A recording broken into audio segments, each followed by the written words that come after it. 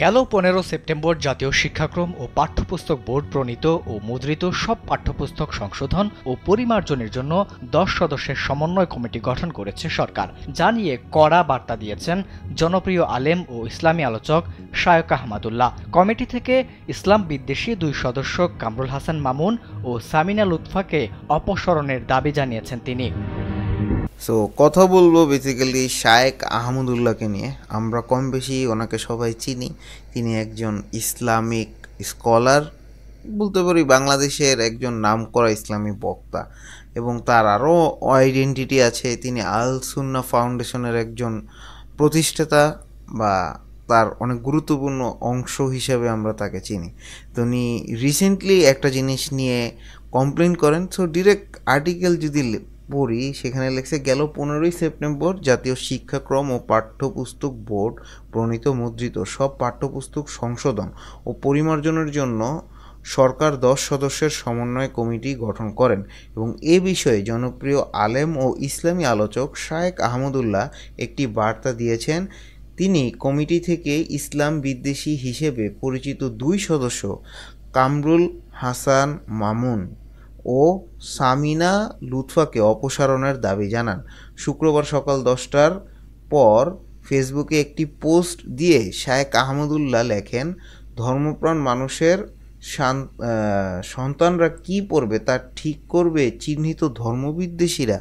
আচ্ছা, এখানে আরও লেখেন তিনি যে এটা শহীদদের রক্তের সাথে সুস্পষ্ট বেঈমানি বলেও উল্লেখ করেন তিনি, এবং একই সঙ্গে সেই পোস্টের কমেন্টে একাধিক স্ক্রিনশট দেন ইসলামী আলোচক।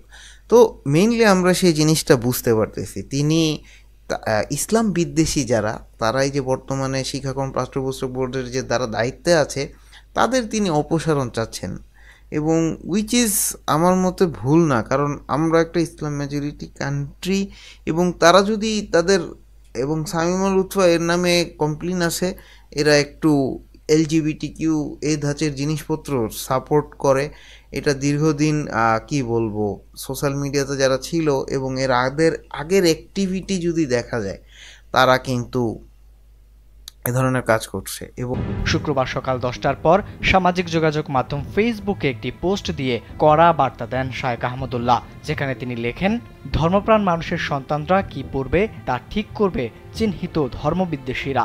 এটা শহীদদের রক্তের সাথে সুস্পষ্ট বেইমানি বলেও উল্লেখ করেন তিনি।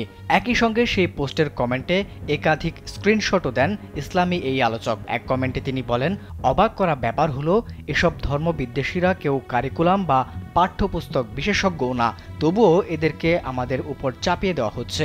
এ সময় শায়খ আহমদুল্লাহ কামরুল ইসলাম মামুন ও সামিয়া লুৎফার নাম লিখে তাদের অনতিবিলম্বে অপসারণের দাবি জানান। এবং ইসলাম বিদ্বেষী না, মানে অ্যাটলিস্ট একটা জেনারেল মডারেট চিন্তাধারা লাগে, তাদেরকে কিন্তু এই ধরনের ক্ষমতায় বসানো উচিত।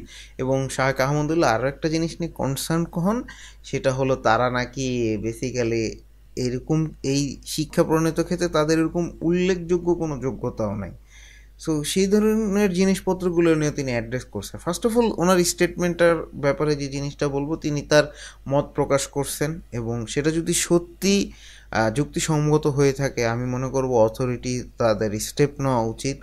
এবং এখানে আরও একটা জিনিস উঠে আসে, যে এদিকে শিক্ষা মন্ত্রণালয়ে গঠিত সমন্বয় কমিটির কোনো ইসলামী বিশেষজ্ঞ অন্তর্ভুক্ত না থাকায় উদ্বেগ প্রকাশ করে ঢাকা বিশ্ববিদ্যালয়ের ইসলামিক স্টাডিজ বিভাগের শিক্ষক শিক্ষিকারা। এবং বৃহস্পতিবার ঢাকা বিশ্ববিদ্যালয় ইসলামিক স্টাডিজ বিভাগের সেমিনার কক্ষে আয়োজিত এক মতবিনিময় সভায় এই উদ্বেগ প্রকাশ করে। তো সো দেখা যায় যে অনেক স্টুডেন্টও কিন্তু আসলে এই জিনিসটা চাইতেছে না, এবং এটার একটা প্রপার যারা দায়িত্বে থাকবে, যারা একটা প্রপার লোকজন থাকবে, যারা বিদেশি না হোক, নিউট্রাল পয়েন্ট অফ ভিউ থেকে যাতে সব কিছু দেখে।